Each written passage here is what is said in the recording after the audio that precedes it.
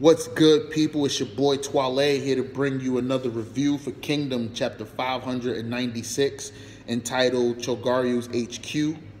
This chapter picks up right where we left off. Well, no, picks up a few moments after where we left off. SHOUSA is on the ground. He's dead. The group of newbies that were around him and with him, they're still crying. You know, Kanto, can't remember the two pig brothers' names, and then the Hirai guy. You know what I'm saying? Everybody's just crying, mourning SHOUSA's loss. And then we cut over to Ensan, and he gets the news, and he's crying, and he's feeling, you know what I'm saying, just as bad.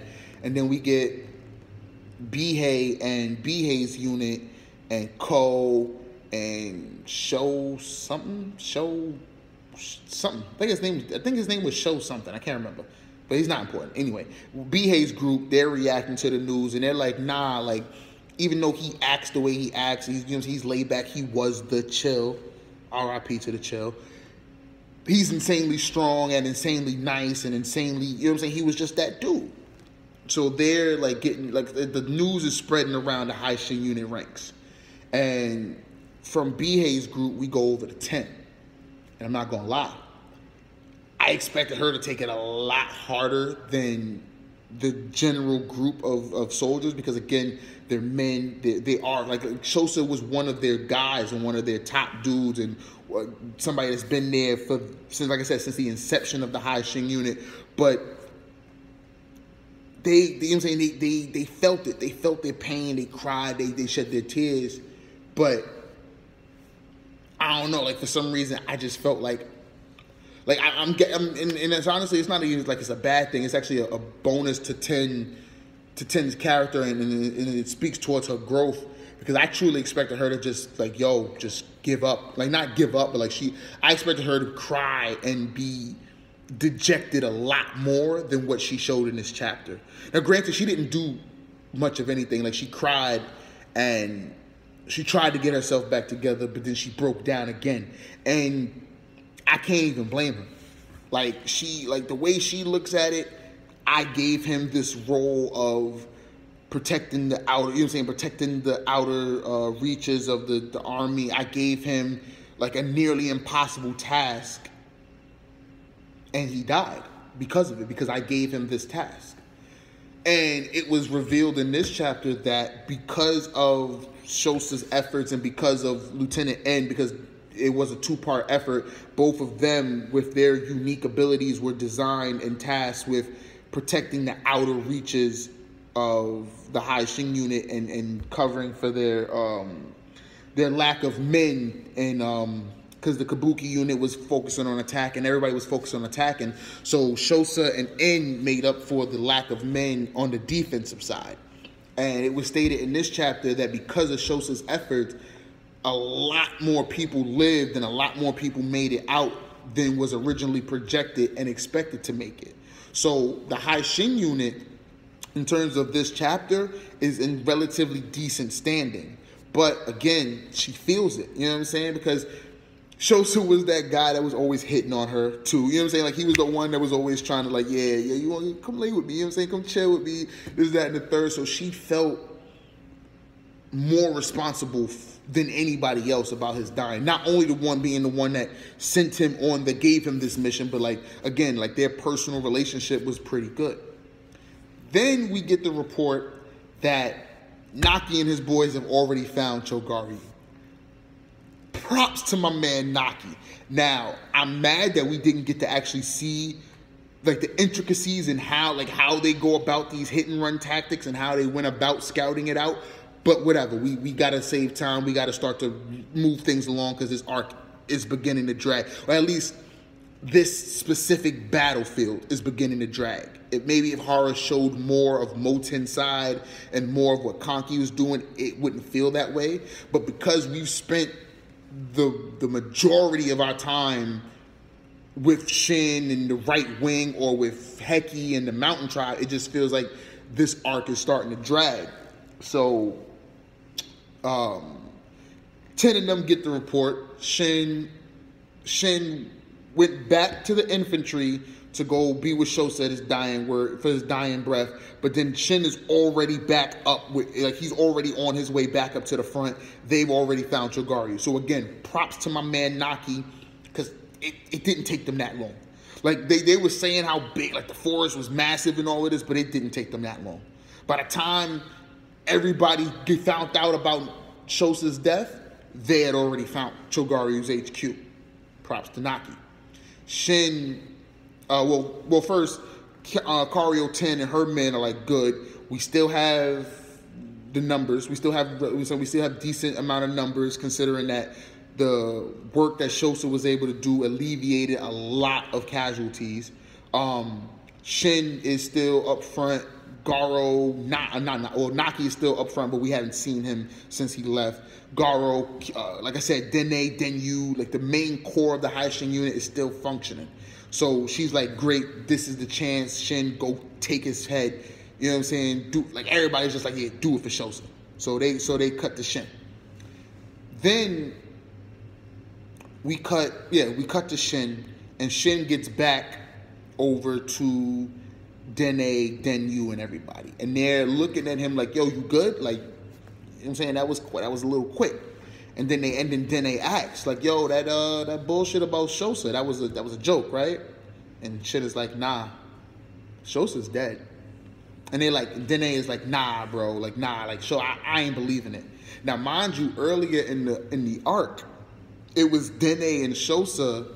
Well, it was Garo and Sugen, and then it was Dene and SHOUSA who were like having like those little frictions because they were bored or whatever. So like Garo had called the infantry slow, and then Sugen was like, yo, and then Dene was like, yo, and then SHOUSA was like, yo. So it's like they had that little thing that, you know what I'm saying, the little back and forth or whatever. So Dene is like, nah, I ain't believing it. Like, nah, I ain't believing it. And Shin was like, nah, he died in my arms, and I cried enough for everyone here, so don't do it, Dene. And when I read that, I was like, damn, I kind of wanted to see it. Not gonna lie, I kind of wanted to see Shin cry. Because we didn't see it last panel, like the way they had it angled, Shin had his back towards us, so like we didn't get to see the tears drop. And by the time he got back up to the men, it was solid, just stone faced, like, I done cried already, it's time to get shit done. Ain't no more tears to be had. So Shin is ready. Shin is like, yo, did Naki find him? Yeah, Naki found him. SHOUSA's dead, died in my arms. Let's go.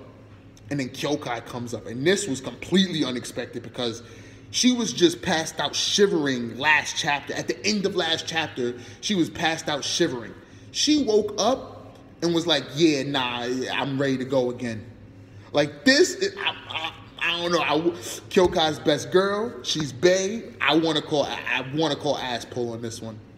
I want to call her ass pull on this one because even though it wasn't deliberately stated how far or how deep into that dance she went, I'm gonna assume it was that same level of like, because she said she was going to her limit. So I'm gonna assume it was the same level as like that void world, that soul tear, like that.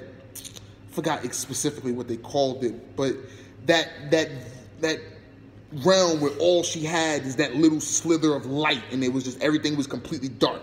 I'm assuming that she went to those lengths. Maybe not, because apparently she's good. You know what I'm saying? She's good enough to get back on her horse and fight. And Shin told her, like, he was like, yo, like, are you good? And she was like, I'm better than you are while you're injured. So injured Shin is still putting in work, so Kyou Kai is still putting in work. And he tells her, like, yo, no more half-ass, no more solo shit. Like, if you're gonna fight, you're gonna do it with us where I can keep, like, you know what I'm saying, where I can keep you in protective custody type shit. She's like, all right, cool. I ain't got the energy to go do that solo shit anyway, so they get to go. Then we cut over to my man Gyo-eun.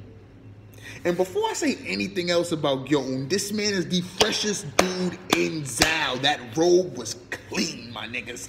That shit had me looking like, wait, yo, we need your tailor, bruh. Shin needs to get some shit like that. Like, when Shin is a general, I understand it's his character, it's to keep him humbled, it's, nah.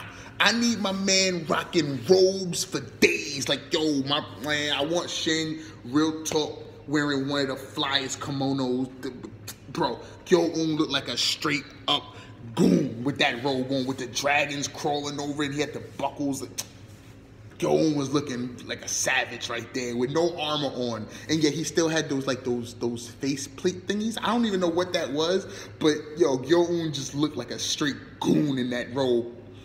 But we cut over to Gyo-un, and my man's ain't even dressed for battle. Like I said, he's dressed like a casual nigga, straight up, like he's about to go clubbing in ancient China. Like that's how he looked. Like he's about to go to one of them real fooey parties. Like he was. My man's looking clean as shit. So he pops out and he's like, yo, give me the word. And his men are like, yo, you shouldn't be out of bed, sir. Like, what are you doing? Then we see his arm. His arm is bandaged up. So they did some treatment to it. But nah, that treatment was not good enough, because you can see from where he was clenching his feet, where the fucking rubber bands, where the ace bandages stopped and everything above the bandages was purple, and I'm guessing purple and rotten and infected and shit. I give a round of applause for that nigga Uhong, because that you might not have won the duel, you might have got your ass clapped up, but he did some damage, because that arm like Gyo-un's men was like, yo, if this was anybody else, they'd have amputated it by now. They wouldn't go on with this rotten arm. Like bro, your shit is purple. Like, you know what I'm saying? Like, they're really looking at this nigga like, yo, what the fuck are you, my nigga? Like, anybody else would have just cut the arm off. This man's sitting here like, yo, he's sitting here holding his arm out. Is Ga Ryou good? Ga Ryou's having trouble? Yeah, cool.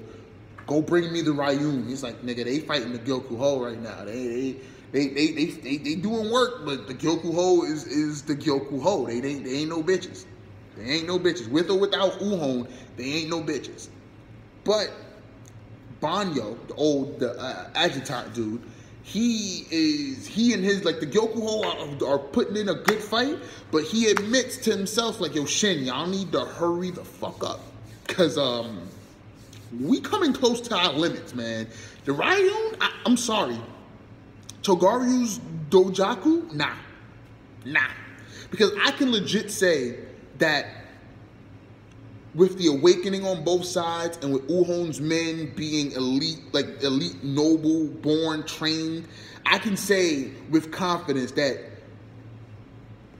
the Gaku Ei should be at least equivalent to the elites of the High Shin unit.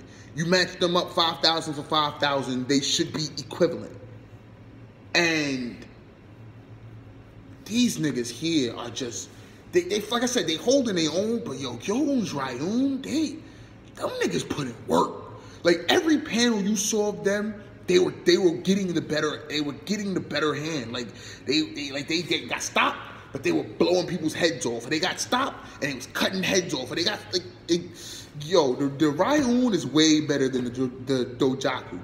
Because the dojaku was not putting in this level of work against Uhong, and then the dojaku just got wiped out against Shin and them. So, like, the Ryou are legit the top of the top. Now it's kind of making me question, like, does Banaji have his own core elite unit too?